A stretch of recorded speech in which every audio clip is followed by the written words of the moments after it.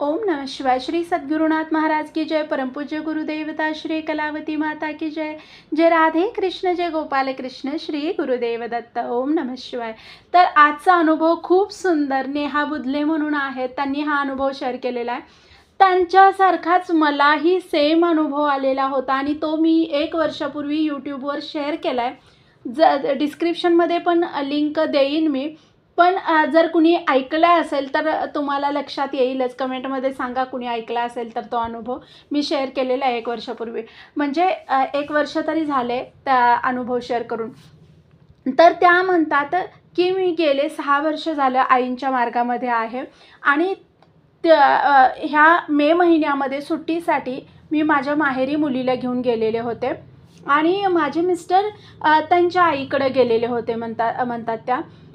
आम्ही जवळजवळ 8 दिवस आईच्या घरी राहिलो म्हणतात। माझी सेवा जसं मी आईंच्या मार्गात 6 वर्ष झालं आले, तशी माझी सेवा कधीही खंडित झाली नाही। म्हणजे माझ्या मासिक धर्म वगैरे ह्या काळातसुद्धा आपण पण सगळे करतच असतोय। फक्त पुस्तकांना हात लावायचं नाही, पूजा करायचं नाही, पण जे आपण बालोपासना, नामस्मरण हे तर आपण करतच असतोय। तर त्या म्हणतात माझंसुद्धा सेम की कधीही माझं नेमामध्ये खंड पडला नाही, आईनी तो पाडून घेतला नाही।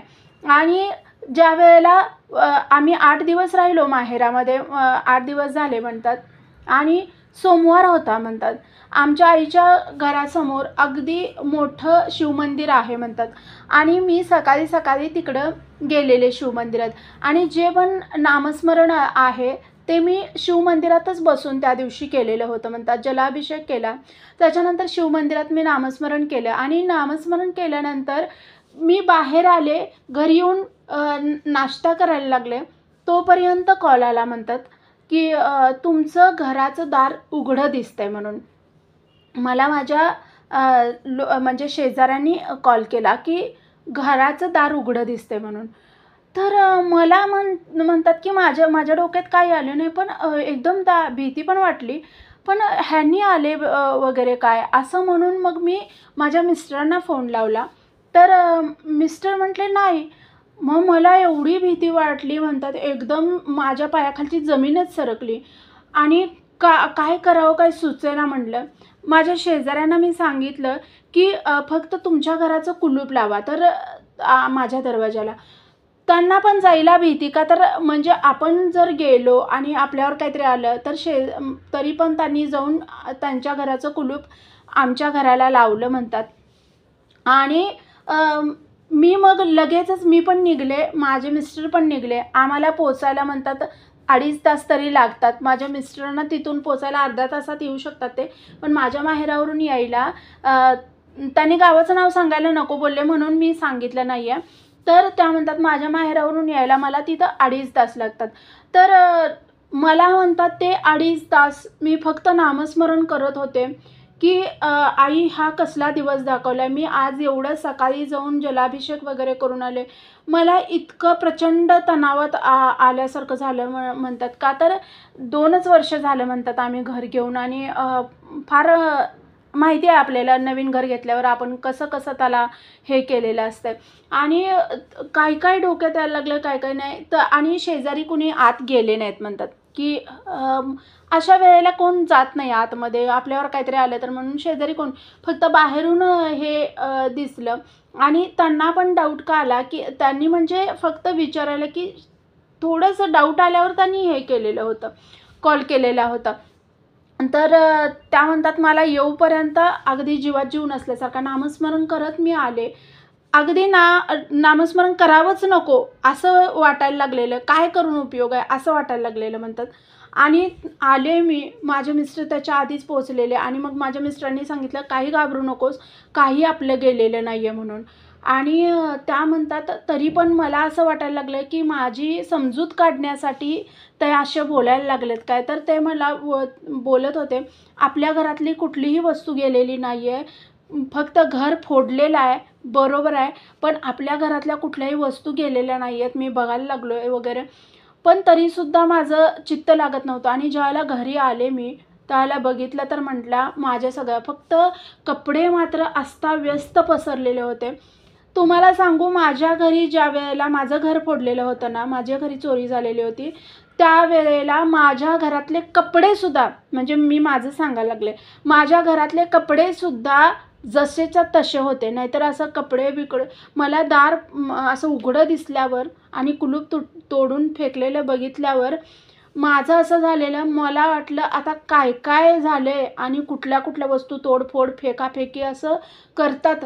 तर माझ्या घरातली इथली वस्तू तिथं फक्त माझ्या, आणि माझा हा अनुभव मी मुद्दाम का सांगायले परत, का तर खूप मोठा अनुभव आहे. तर ज्यावेळेला माझं घर फोडलेलं ना, त्यावेळेला आत आलेले ते लोक, आणि पहिल्यांदा त्यांची नजर माझ्या पर्सवर गेलेली. का तर माझी पर्स हॉलमध्ये होती आणि हॉलमध्ये पर्स ठेवलेली, ती पर्स तेवढी घेतली त्यांनी, आणि ती पर्समध्ये माझी चावी होती, कुलपाची चावी होती. पण ते ऑलरेडी कुलूप त्यांनी मोडलेलं होतं. त्या कुलपाची चावी होती, आणि पहिल्यांदाच ज्या वेळेला त्यांनी आत आले हे कन्फर्म होतं, का तर हॉलमध्येच पर्स होती आणि त्याच्यामध्ये फक्त 50 रुपये होते आणि माझ्या देवाऱ्यामध्ये 600 रुपये होते.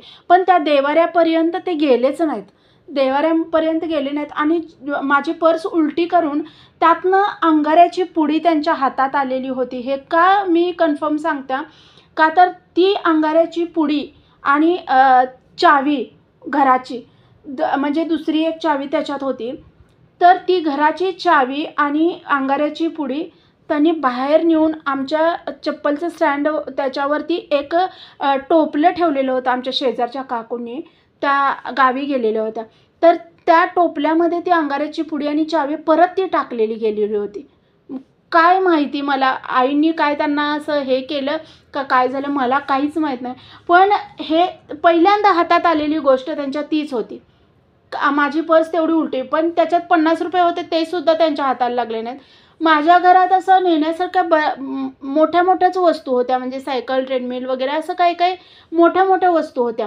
पण लॅपटॉप, मोबाईल, घड्याळ वगैरे तिथंच होतं. पण त्यांना काहीच बुद्धी सुचली नाही. माझी कपाटं तर नुसती उघडलेली होती, पण कुठली असं कपडे बिपडे विस्कटलेले वगैरे अजिबात माझं झालेलं नव्हतं.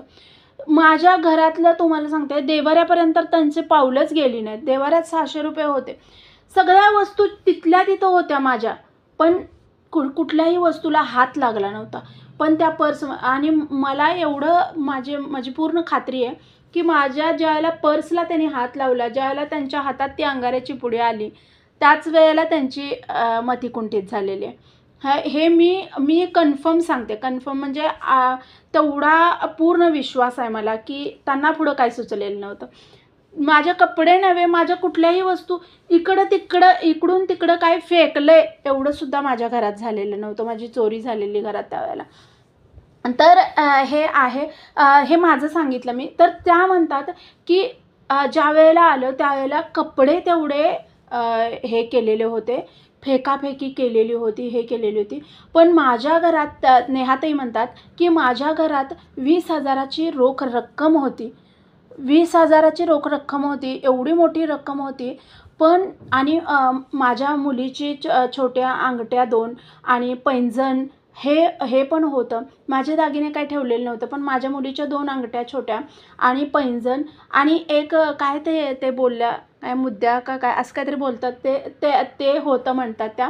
आणि 20,000 होते, एवढं होतं. पण 20,000तले 20 रुपयेसुद्धा गेले नाहीत म्हणतात.